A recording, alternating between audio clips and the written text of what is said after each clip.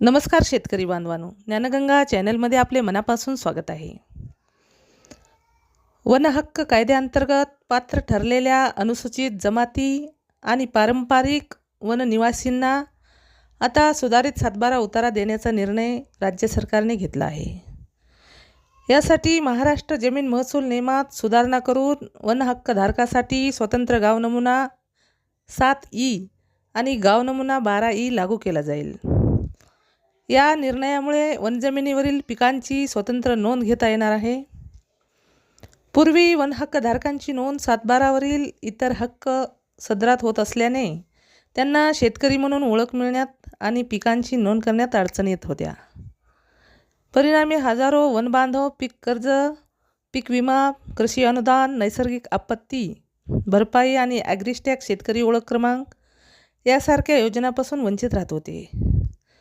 नव्या नियमामुळे या सर्व अडचणी दूर होऊन त्यांना कृषी योजनांचे लाभ मिळणे सुलभ होईल. या नोंदीमुळे कोणताही नवीन मालकी हक्क निर्माण होणार नसून तो केवळ प्रशासकीय रेकॉर्ड असेल.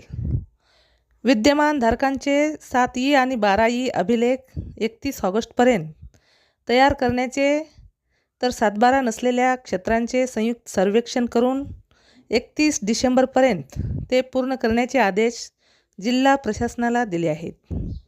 हा हक्क केवळ वारसा हक्काने हस्तांतरित होईल.